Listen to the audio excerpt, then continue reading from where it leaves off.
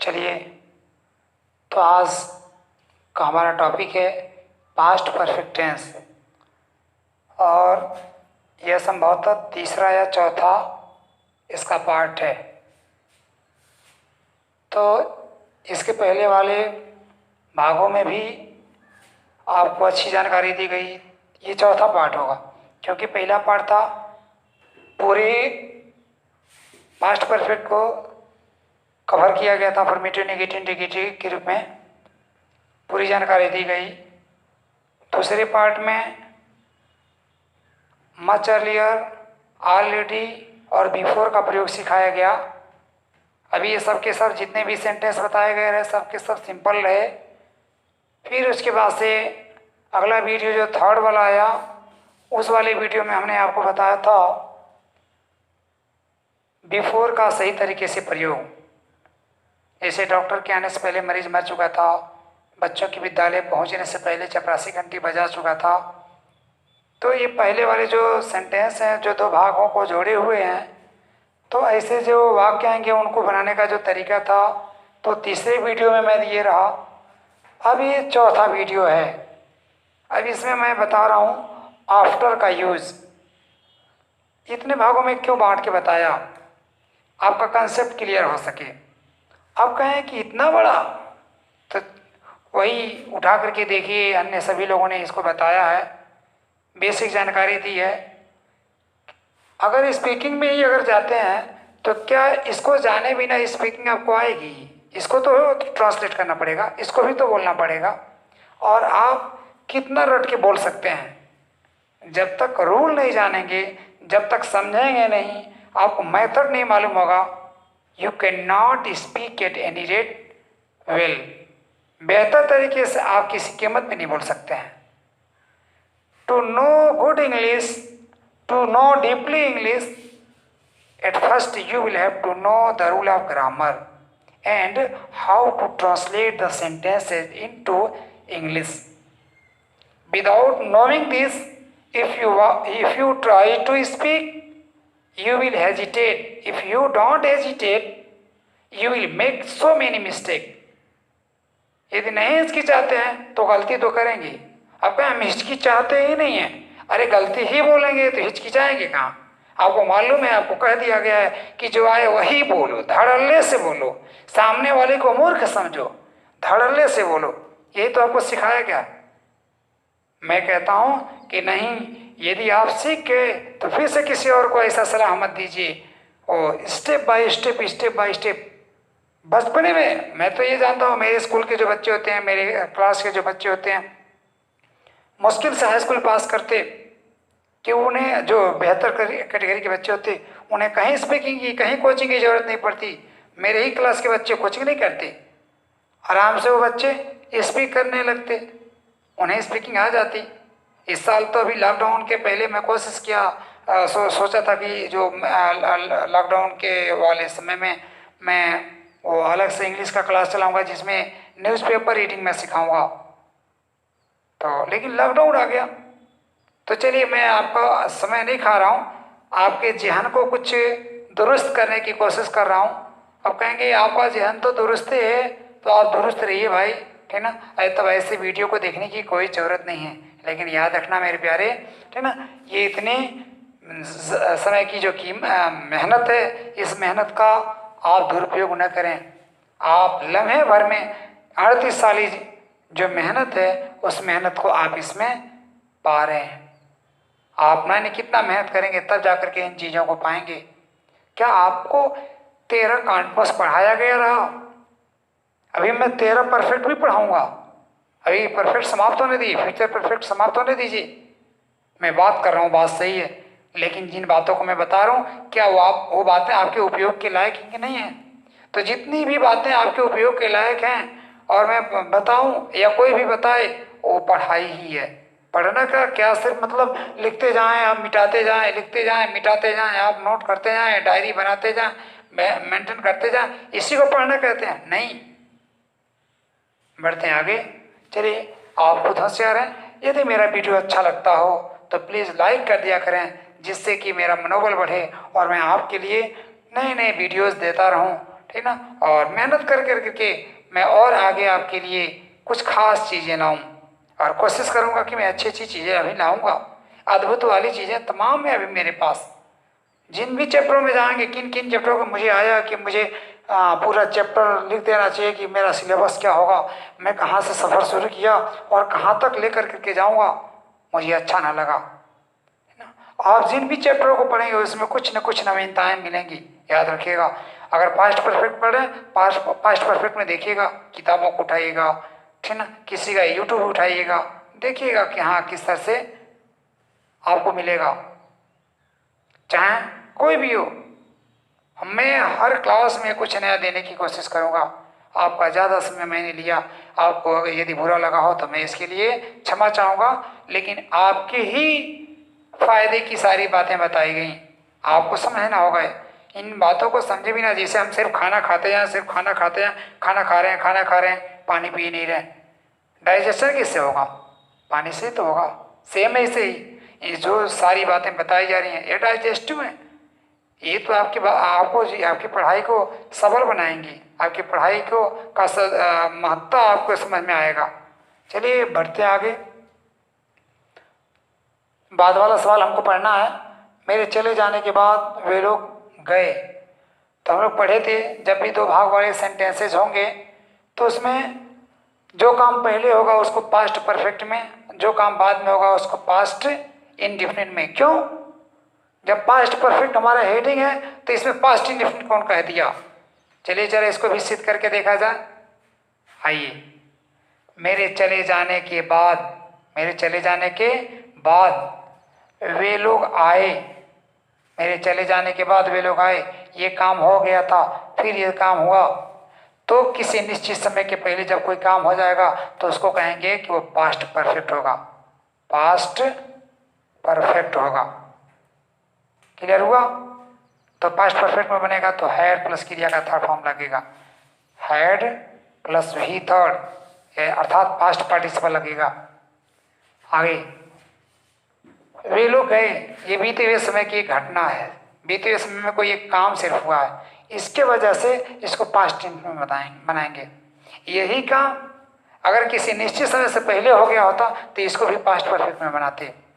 इसको past perfect में क्यों बना रहे हैं? किसी निश्चित समय से पहले हो गया। इसको पास्ट इंडेफिनिट में क्यों बना रहे हैं? ये बीते हुए समय में सिर्फ हुआ है।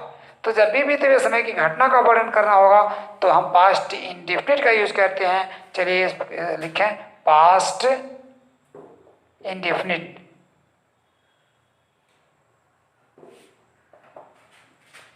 टेंस पास्ट सिंपल उसी को कहते हैं, सिंपल पास्ट। अगला, इसका रूल क्या हुआ करता है? सब्जेक्ट के बाद क्रिया सेकेंड फॉर्म में आती है। देखिएगा यहाँ पे भी मैं सिर्फ क्रिया को ही दर्शाया है, ऑब्जेक्ट सब्जेक्ट नहीं दर्शाया। ऑब्जेक्ट कहाँ आता? इधर आता। किधर आता? इधर आता। कहेंगे किधर? इधर किधर? कहेंगे क्रिया के बाद। कहाँ? क्रिया के बाद। कहेंगे क्यों? तो कहेंगे क्रिया को कर्ता जो है उसको कर्ता कहते हैं, यानी जो कर्ता है उसको कर्ता कहते हैं, सब्जेक्ट कहते हैं। और ये कर्ता जिस काम को करता है उसको ऑब्जेक्ट कहते हैं, तो इसलिए ऑब्जेक्ट होगा, ठीक ना। सब्जेक्ट कहाँ होगा? इधर होगा। अब सब्जेक्ट कहाँ? इधर होगा। तो छोड़ देते हैं, इतना भारी भरकम क्यों बनाएंगे, हमको मालूम है ना, यानी आपको मालूम है। आगे बढ़ते हैं। तो अब हम इस वाले भाग का ट्रांसलेशन हम इधर बनाएंगे, इस वाले भाग का ट्रांसलेशन हम इधर बनाएंगे। क्यों? तो याद रखिए, एक फंडा दे रहा हूं।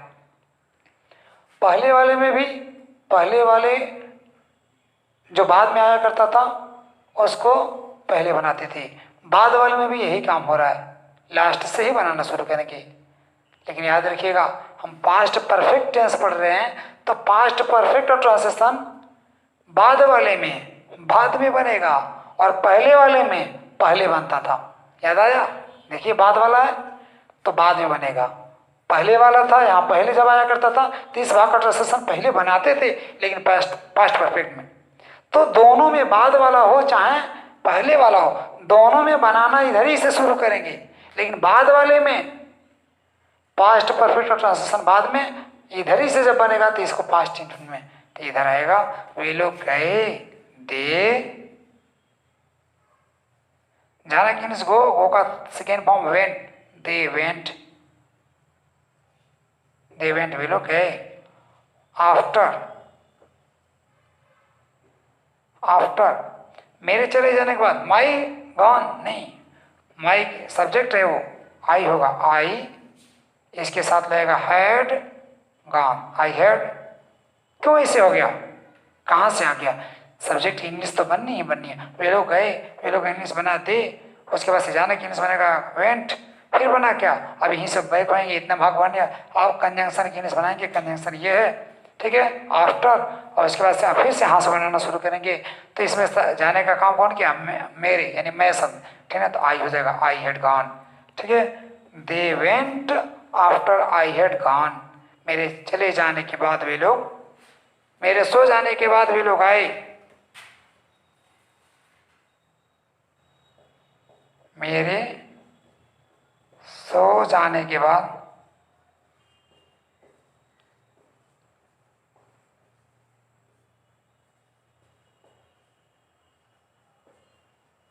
वे लोग आए, मेरे सो जाने के बाद वे लोग आए, तो वे लोग आए का इंग्लिश पहले बनेगा, फिर बाद में इसको बनाएंगे, तो क्या बनेगा, दे केम, वे लोग आए मेरे चले जाने के बाद, after I had gone, sorry so जाने के बाद, स्लेप्ट, स्लेप्ट तो गया। उसके खाना खा लेने के बाद हम लोग पहुंचे, उसके सवाल हल कर लेने के बाद हमने जांच किया,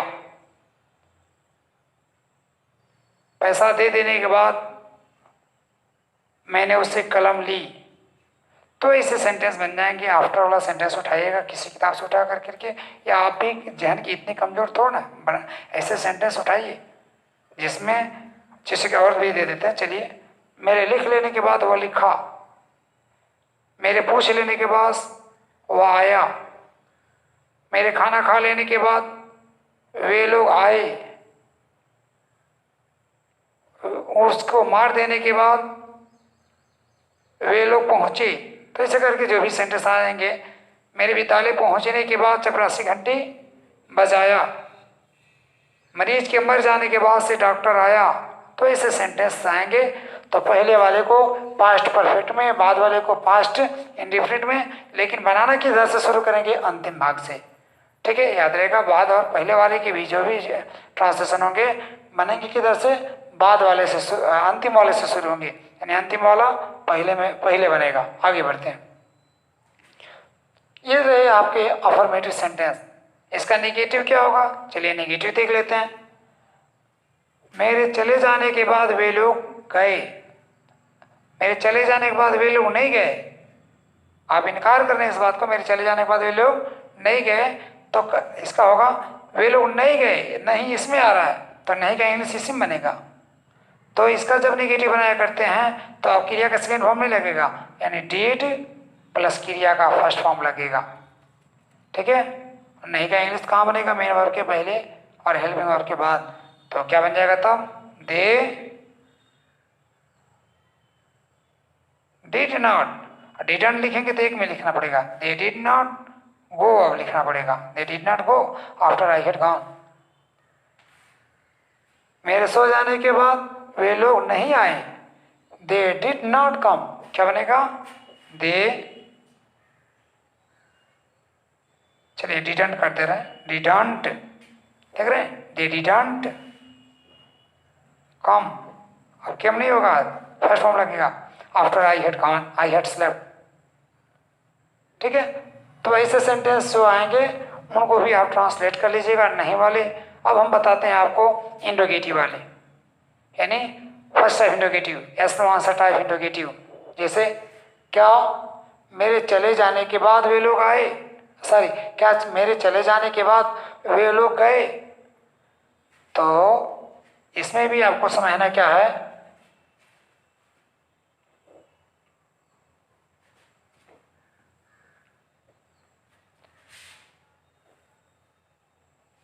ट्रांसलेशन किस भाग का बन रहा है, अंतिम वाले भाग का पहले बन रहा है। तो अंतिम वाला भाग किसमें? पास्ट इंडेफिनिट टेंस में है। इसमें क्या किया जाता है? क्रिया का सेकेंड फॉर्म लगाया जाता है सिर्फ अफर्मेटिव में। लेकिन नेगेटिव में डिड नॉट प्लस क्रिया का फर्स्ट फॉर्म, इंट्रोगेटिव में डिड प्लस क्रिया का फर्स्ट फॉर्म। लेकिन डिड लगेगा कहाँ? सब्जेक्ट के पहले, अर्थात इन्वर्जन का रूल लगेगा। तो क्या वे लोग आए? तो क्या यहाँ रहेगा? क्या मेरे चले जाने के बाद वे लोग आए? तो क्या इस भाग में नहीं है, उस भाग में है, अभी पढ़ाया था पहले वाले में। तो क्या बन जाएगा? डिड दे गए, when go, did they go after, मेरे चले जाने के बाद, आई हैड गॉन, क्वेश्चन मार्क लग जाएगा। क्या मेरे सो जाने के बाद वे लोग आए? क्या लगा दीजिए इसमें भी, क्या बन जाएगा? तो ये क्या शब्द इधर नहीं है, इधर ही, यानी मेरे सो जाने के बाद क्या वे लोग आए, क्या शब्द रियल में इसी में है, लेकिन यहाँ दिख रहा है। यहाँ दिखे चाहे यहाँ दिखे, बनेगा उसी में, ठीक ना।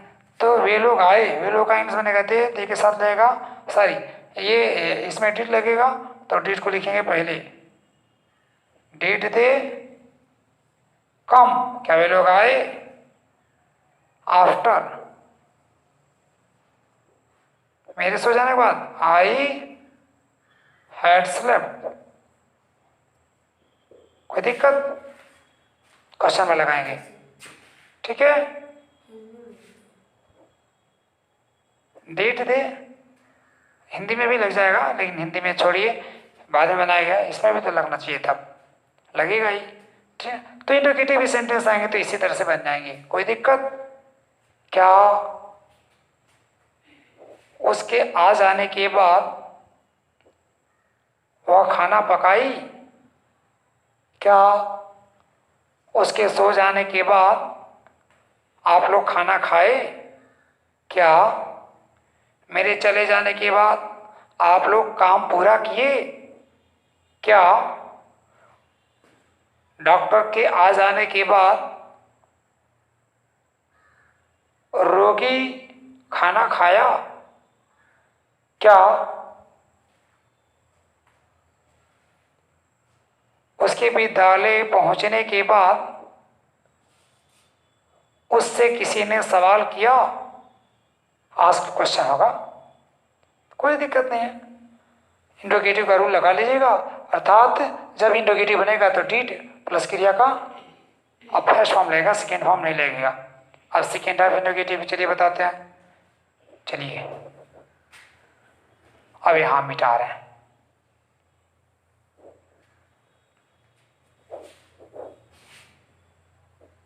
मेरी भी सोच होती है कि मेरा वीडियो छोटा होवे, आपका एमबी कम होवे, लेकिन मजबूरी होती है, कंसेप्ट को क्लियर किए बिना मैं आगे कैसे बढ़ता। अभी तो जल्दी जल्दी में होता हूँ, जिसकी वजह से ज़्यादा दिक्कत होती है, नहीं तो इत्मीनान से चला जाता तो और बेहतर जाता।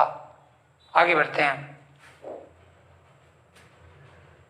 उसके चले जाने के बाद तुम लोग वहां से क्यों गए?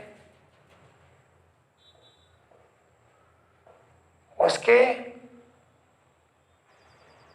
चले जाने के बाद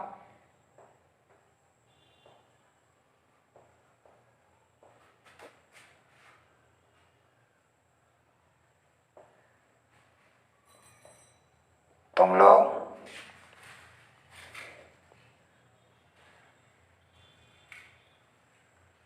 पुनः क्यों आए? चलिए इसे कर दिए। उसके चले गए जाने के बाद तुम लोग पुनः क्यों आए? थोड़ा सा कठिन था, इसलिए इसको इस तरह से कर दिया। पहला तो आसान था, पुनः शब्द इसमें तुम लोग क्यों आए, पास्ट टेंस में उसको बनाना, तो क्रिया का सेकेंड फॉर्म नहीं लगेगा। अब डिड प्लस क्रिया का, अब इंट्रोगेटिव फर्स्ट क्वेश्चन वर्ड वाला, तो पहले प्रश्नवाचक शब्द की अंग्रेजी बनाएंगे, वाई डिड यू आना finish come, Y did you come again, तुम दोबारा क्यों आए? Again, Y did you come again, तुम लोग दोबारा क्यों आए? Y did you come again. उसके चले जाने के बाद आफ्टर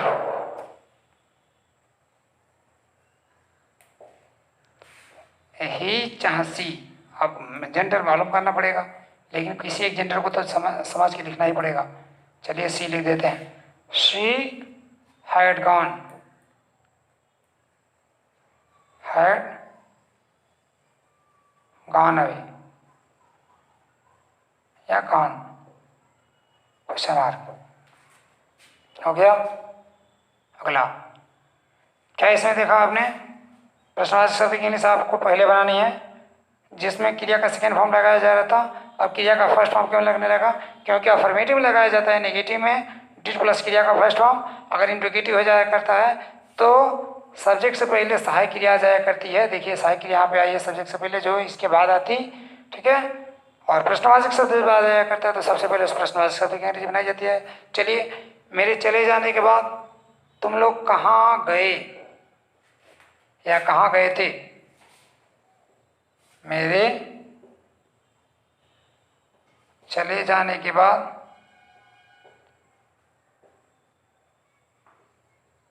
तुम लोग कहाँ गए थे,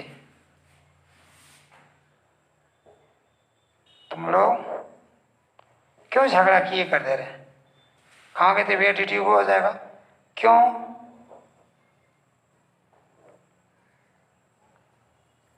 झगड़ा किए, क्या बन जाएगा, तुम लोग क्यों झगड़ा किए। Why did you,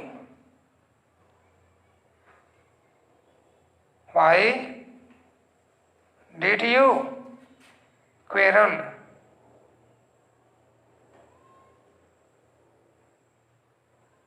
quarrel, why did you quarrel, तुम लोग क्यों झगड़ा किए। आफ्टर क्वेरल होगा, Q U A double R E L. Quarrel का स्पेलिंग जरा ध्यान दीजिएगा, quarrel Q U A double R होता है, R E L, quarrel, sorry. तो why did you quarrel after, मेरे से चले जाने के बाद ना, I had gone, question mark. तो अब इससे जो भी सवाल आएंगे बन जाएंगे। मेरे सो जाने के बाद कौन फोन किया था, हु फोन्ड, ये कैसे बन गया भाई। Who found after I had slept, ये कैसे बन गया। इसमें डिड लगा ही नहीं। कहेंगे कि जब ये प्रश्नवाचक शब्द हुआ आया करता है तो वह सब्जेक्ट के साथ नहीं आता, सब्जेक्ट के जगह आया करता। तो सब्जेक्ट के जगह आने के कारण उसके साथ सब्जेक्टिव, सॉरी, उसको सब्जेक्टिव फॉर्म में रखते हैं और उसके साथ अफर्मेटिव का रूप लगाया जाता है, अर्थात डिड नहीं लगेगा। तो जब भी नहीं समझ में आ रहा है तो पास्ट इंडेफिनिट वाला वीडियो उठा कर देखिएगा, उसमें भी 2 वीडियो डाला हूँ, 2 भाग में वही बना है, 30-30 मिनट से ज़्यादा का वीडियो है, ठीक है। तो उसको उठा कर देखिएगा। चलिए, मुझे उम्मीद है कि ये चैप्टर आपको समझ में आया होगा और आप इसका लाभ लेंगे। आप इसका एक्सरसाइज करें, आप इसको बढ़िया से पढ़ें, बढ़िया से पढ़े बिना नहीं आपको सफलता मिलने वाली। और यदि कुछ दिनों तक मेहनत कर देते हैं, मेरे साथ लग जाइए, नहीं समझ में आता है तो कमेंट कीजिए और लगे रहिए। कुछ दिनों की मेहनत के बाद यदि आपको समय में मतलब कि कुछ अंग्रेजी में जानकारी ना हो सके तो फिर कहना। मैं उम्मीद रखता हूँ पूरी तरह से यदि आप वास्तविक मेहनत करते हैं तो रिजल्ट भी वैसा ही उसके अनुरूप होगा, यानी वास्तविक रिजल्ट निकलेगा। यदि आप चोरी करेंगे, अर्थात यदि आप कोताही करेंगे, सुस्ती करेंगे, लापरवाही करेंगे, झूठ बोलेंगे तो नहीं आ पाएगा। यानी आप जितना भी आपको पढ़ाया जाए, मैंने जितना भी वीडियो अपलोड किया अगर उसको देखते जाते हैं। चलिए, प्लेलिस्ट में जाने में आप लोगों को दिक्कत हो रही है। प्लेलिस्ट में आप कैसे जाएंगे, जो नए हैं उन लोगों के लिए मैं बता रहा हूँ, पुराने हैं तो उनकी बात ही क्या, ठीक है ना। जब भी मेरा चैनल ओपन करेंगे English classes by Yusuf sir, या यूसुफ सर से भी सर्च होगा तब भी आ जाया करता है। तो जो मेरा फ़ोटो आएगा, फ़ोटो के पास आप फ़ोटो पे क्लिक कीजिए या उसी के इर्द गिर्द कहीं भी क्लिक करेंगे तो ऊपर लिख करके आएगा होम वीडियोस प्लेलिस्ट। प्लेलिस्ट पे जो है कि क्लिक करेंगे पूरा वीडियो दिखा देगा। तो जितना भी वीडियो होगा पूरा दिख जाएगा। आप इसको लाइक करें और सब्सक्राइब करें, जिससे कि मैं अच्छे से अच्छे वीडियो को दूंगा। नॉट का कॉन्सेप्ट दूंगा, सब्जेक्ट कितने तरह के होते हैं, ऑब्जेक्ट कितने तरह के होते हैं। कहेंगे जानता हूँ किसी किताब में मैं पढ़ा हूँ। अरे जानते हैं भैया, जानते हैं। कांटमोस भी तो पढ़े थे, हैव का भी तो प्रयोग पढ़े थे, बी का भी तो प्रयोग पढ़े थे। उठा के देखा है ये किसी किताब में? अगर इतना ज़्यादा हो तो फिर कह दीजिए, ठीक ना। तो मुझे सिर्फ चैलेंज नहीं आता, मैं आपको कुछ देने की कोशिश करता। तो इसलिए मैं चाहता हूँ कि आप हमसे जुड़े रहें, जिससे कि मैं आपको कुछ दे सकूँ। इतना ही के साथ चलिए अगली वीडियो में हम लोग मिलेंगे। धन्यवाद।